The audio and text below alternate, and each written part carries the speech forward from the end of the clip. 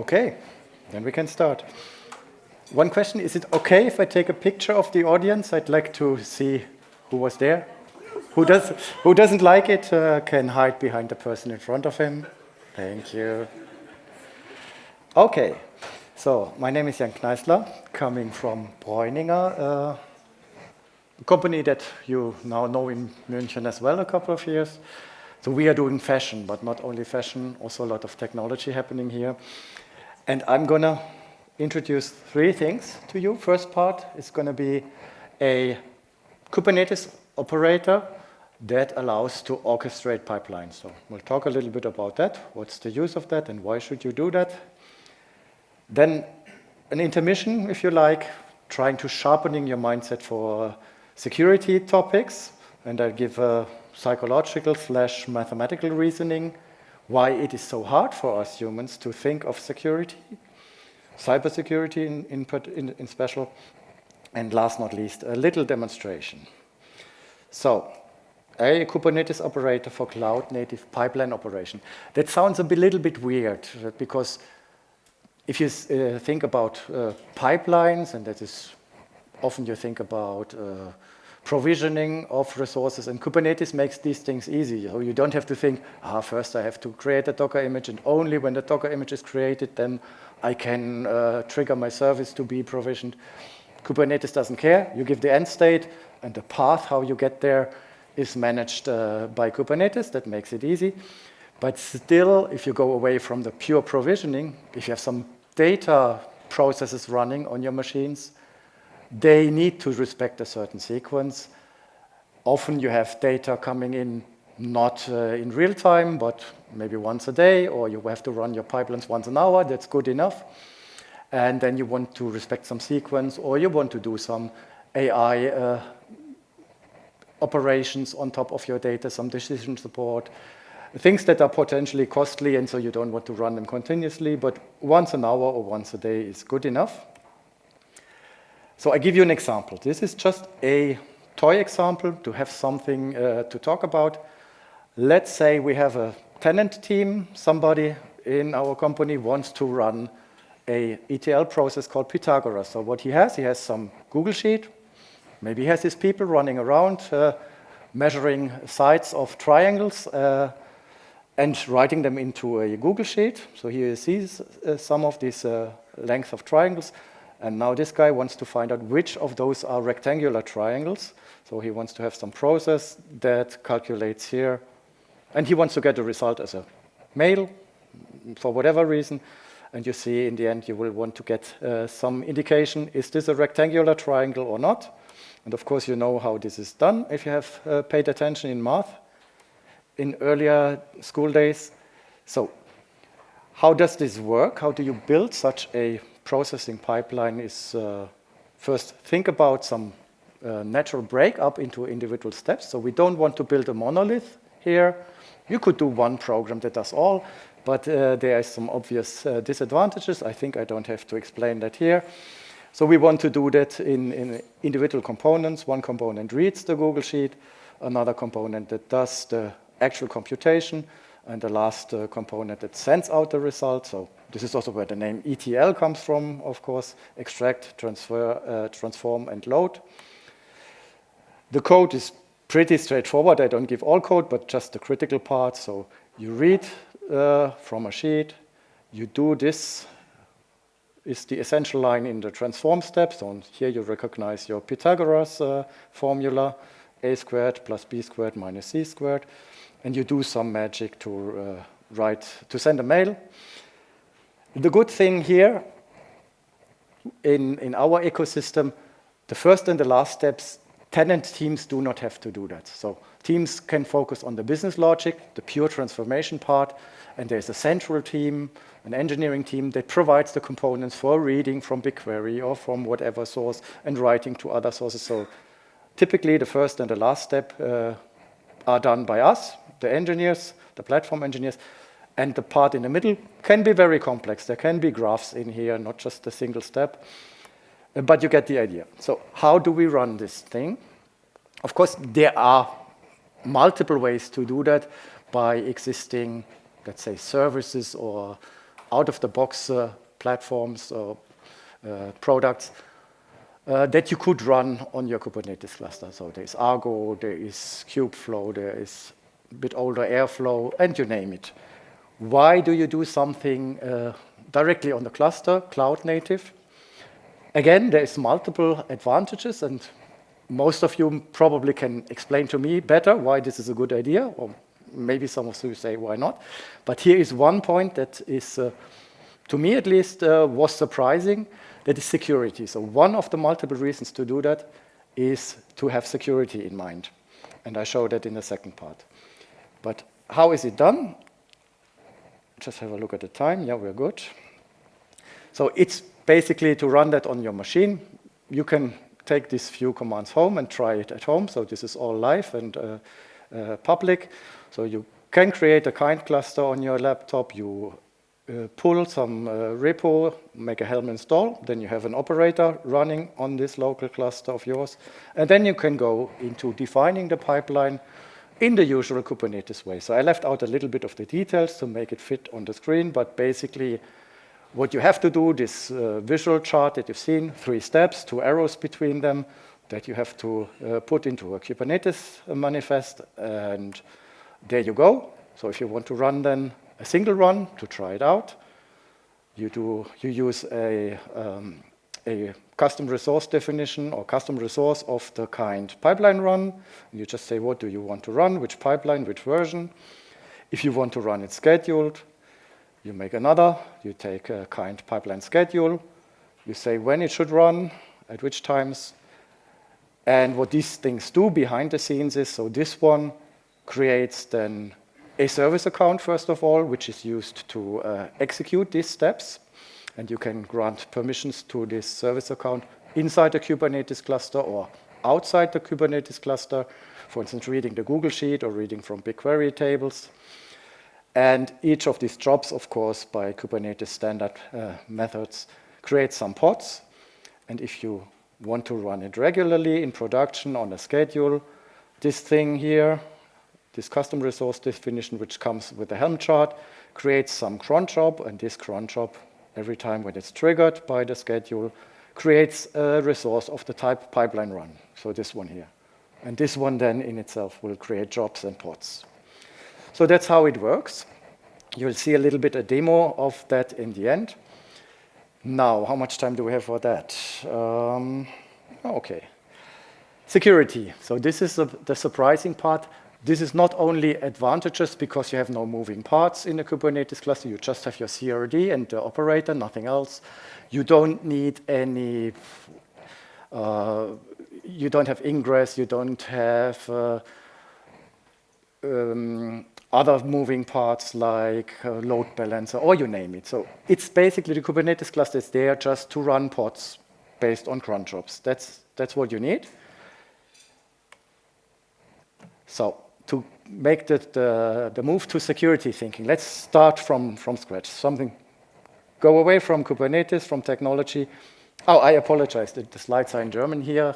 I did not have the time to translate them. So the question here is, do you have in mind, what would you say in history of mankind, what was the most critical period? When were we really close to hitting a hard edge, almost extinction? Somebody has an idea here? Yeah? The Cuba crisis, yeah. So when you ask ChatGPT, you get another answer. Most of us don't know it. Wait a second. So apparently, some 900,000 years ago, our predecessors that were not homos, but maybe Australopithecus, or I don't know what they're called, they were almost extinct. So only a few thousand or some thousand survivors were still there. But of course, we don't know that. And Cuba crisis is also the answer. How did you learn about it? In school? Did you learn it in school? In history, yeah. History Channel, that's on yourself, all right? Because I didn't learn this in school. I know about it from this movie, and if there wouldn't be the movie, I wouldn't know the background about it. But apparently, if the movie is true, we were really very close to hitting an essential crisis. And then we wouldn't sit here and talk about cloud-native things. We would try to grow some potatoes in a radioactive wasteland, maybe. Same question now. Internet. What was the most critical situation in the internet? Any ideas? Again, louder? Y2K? Oh, no, what didn't hear? No, I don't know that one. The internet bubble, okay. Yeah, but let's talk about cyber criminality. So when was the most serious attack that we, yeah? Log4j is a good one, yeah. Yeah, but my answer to that, similar to the Cuba crisis, is XZ utils. Did you hear about that? Yes. Yes. This is more or less a year ago, not much more, but we tend to forget it. I mean, it was very critical if it had happened, and it was starting to happen. I mean, the first rollouts of that were already there. Then literally every server, every Linux-based server in the internet would be exposed to running whatever command without trace, without seeing anything in the network traffic, without seeing it in the log files. That was really critical. And just by pure coincidence, somebody in Microsoft, a guy called Arthur Freund, detected it, not a security expert. So to make this a bit more compelling, what is behind that, let's imagine we live in 3 different universes, A, B, C. Everything is identical. If you know science fiction and parallel universes, everything is identical with some details changed. That's how parallel universes work. So the detail that has changed is there's a company, they are under attack, and the damage, so the probability distribution of how much damage they can expect, so let's say 1 says 1 million, so with this probability in universe A, they get a hit in the current year of $1 million. In the other universe, you see like this or like this. So just the probability distributions are different. Everything else is the same. Does that make a difference? I mean, just from looking at that, the graphs look very similar. It's hard to see. But from the functions that you see here on top, I mean, this is exponential decay. This is power law with -3 in exponent, power law with -2. So it's good in statistics might see that. There is a difference. Not if you look at the median. So if you look at what is the 50% damage. So if you would here, the median for this would be 0.24, somewhere here. So all the rest is 50%, and everything before is 50%. Here it's at 0.4, here it's at 1. No big difference. Where is the difference in the probability of, how you call it, quantiles? So the probability that you have a damage more than 4 million euro, here is 2 in a million or in 10 million, cannot read it. Here it's quite significant, it's 4 out of 100, so it can happen every now and then, and here it's 2 out of 10. So there you see a little bit of difference. This distribution is longer tailed. And that happens also, that you can see when you look at the average. Here 0.5, here the average is 1. So the average, what does it mean? You take this curve here, the orange one, you take a piece of wood, infinitely long, you cut it out, and then you put a little hole here at 1, and put a rope there, and then you can hang the wood, and it will be balanced. The left part and the right part will be kept in balance. That means average 1. What's the average here? Somebody knows that or sees that? Who is quick in integrating and making the limit? Infinite. So this has no mean. So there is no mean damage. Surprising. But if you would take a piece of wood of this shape, try to put it on a table, no matter how big your table is, the infinite part would be always more heavy. It would always tip over. What does it mean for people living in these universes? So the CEO of the company who has to make decisions here, in this case, he would say, let's spend some limited amount on security, but we know the damage comes out of it is never more than 2 or maybe 3. Everything else is just improbable. It will not happen. In this case, in this universe, it is possible that serious damage happens. So everything beyond what you've seen so far, every now and then it happens. But okay, so there is something that you can call the average damage. And according to the Pareto principle, you could say, yeah, okay, we cannot try to be perfect here. It's just too expensive to have a perfect security, but let's do some 80-20 rules here. So that's, in this universe, the Pareto principle will guide the CEO of the company. What about this universe? So there is no average damage. So whatever you do, it always gets, from year to year, it gets the worst damage that you've seen so far. It's always on top of that. There's always more coming. So it never ends. So here you do whatever it takes, because the cost for keeping yourself from this infinite damages is worth it. So every measure is worth keeping it. And so do you know which universe we are in? I think that's incredibly hard to find out. Here we did some sampling of these 4 universes, and you take some histograms. So even 13 years, you observe it, and you say, yeah, okay, here we have sometimes this damage, here we have those damages, here those. And you take a histogram, hard to see, or you can try to estimate the distribution function. You don't know. So bottom line, you don't know which universe we're in, but most likely, I would say B or C. Universe A, you see this exponential decay. It comes from a Gaussian function, and we say, yeah, usually things are Gaussian distributed, but only if a Gaussian function, how does this happen? Due to the central limit theorem, only if a lot of small effects add up or compensate for each other. So you have all pluses and minuses, and if you add a lot of pluses and minuses, you get this bell-shaped curve. If you don't have that, and for hacker attacks, you don't have that. You don't have hacker A doing something and hacker B by accident undoing it again. So he reduces the damage. It doesn't happen. They always go further. When they have a gap, a loophole, they go further, and the damage just gets worse and worse. So in security, you have to overcome 3 basic instincts that we have due to evolution. The first is, yeah, so far nothing happened. I mean, these 2 guys, they say, we're struck by lightning, but we survived, so everything went well so far. Probably it will continue like this. Yeah, it's just not true. Next thing is the resilience bias. So if something happens, so okay, we accept number 1. It's not always like this. Sometimes something will happen. But if it happens, well, we make a shift on the weekend. We shut everything down. We clean it up. And on Monday, we are up and running again. Yeah, but it can happen that you come out of your bunker and the world is gone. And the last not least, if you accept the first 2, you might still say, okay, we know bad things can happen. We accept these things can be really bad and can really kill the company, and we are gone if it happens. But then we are not experts. We're not a security expert. Somebody else will do it. So the idea is some external teams, some consultants can solve the problem. No, that's not true. We are the experts on our system. We have to fix it. We know what is important. So last thing, yeah. How to bring these 2 things together. So first thing was this Kubernetes operator for running pipelines. Second part was, think of the XZ vulnerability.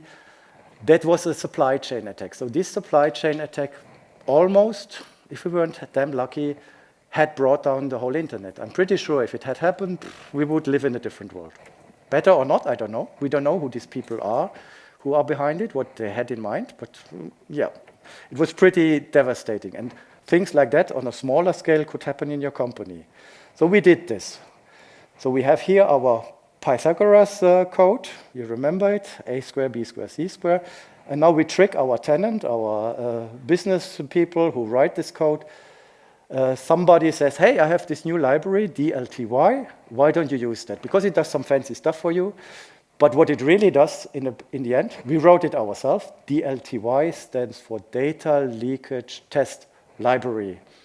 It's a Python library. We wrote it ourselves. I was surprised because it's damn easy to write a Python library, public there. Everybody can use it, and every 10-year-old with a smartphone can do that. So you find this library, you think it does something useful to you. What you see now happening here is we put it in the source code, we compile the Docker image, we push it. Now it's getting pushed to the cluster. And then, yeah, so now it's live. Now the next time our pipeline, oops, sorry for that. So we run our pipeline, what happens? And now you see also how the execution works here in Kubernetes. So you see here a pod coming up for the first step, for the read from, okay, I said read from Google Sheet, but now it reads from BigQuery, but doesn't matter. So it reads the table from somewhere, that's fine. Now the compute step, this is the one that we put our malicious library in. So here we have the supply chain attack happening. And what's going to happen is here, we're sending out some data somewhere in the public world. So here, if you would go to this website, you can see this outside of the company boundaries, outside of our service perimeter. Our data has been leaked out. So this is exactly what we want to prevent. How do we do that? And now comes the strength of this cloud-native approach. So now we say here, we have a policy, a network policy, based on some label that we attach to the jobs.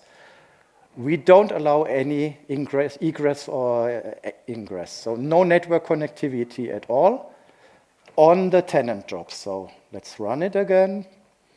Here you see the read step.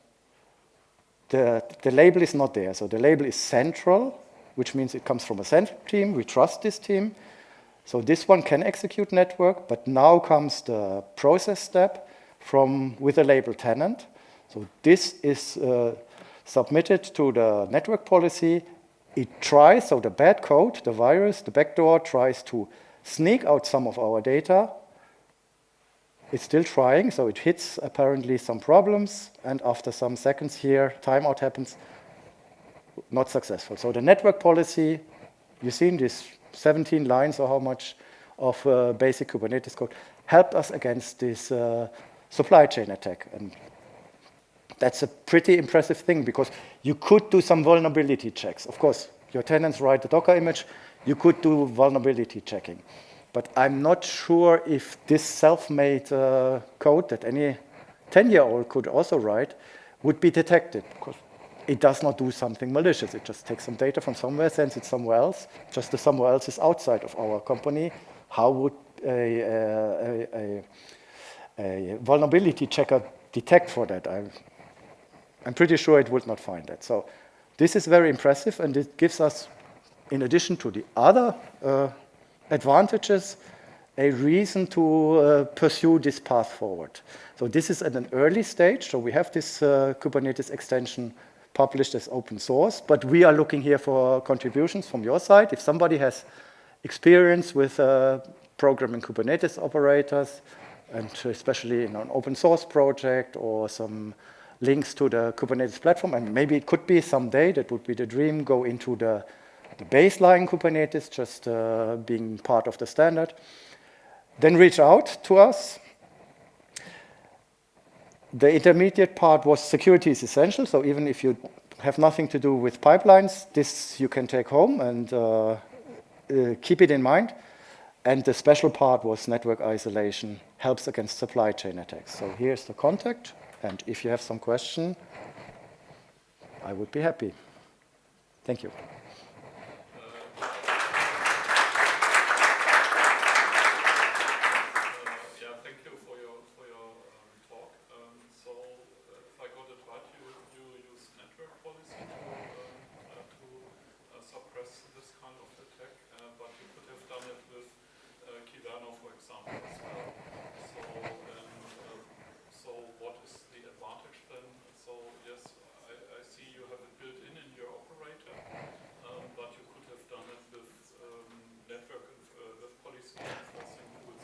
Yeah, so did everybody hear the question? So the question was, why do you need a network policy? Why not do it Kyverno? That's not the fight we are fighting here. So the fight is not, could you do method A or method B on a Kubernetes cluster? The work of convincing that we have to do here is, does it make sense to do these things cloud native on a Kubernetes cluster because of all these possibilities? And then you could use both of them equally. Or would you do rather something out of the box? So why don't you take this and run it on Vertex AI from Google, for instance, which is Kubeflow under the hood? So why don't you let your tenant teams write Kubeflow code? Because the big advantage is no moving parts. You don't have to run a Kubernetes cluster. So if my boss asks me, why do you want to run a Kubernetes cluster because you find it cool, or do you have some other reason? So that's the argument we give here. The technology then, I mean, there's probably much more advanced things to do.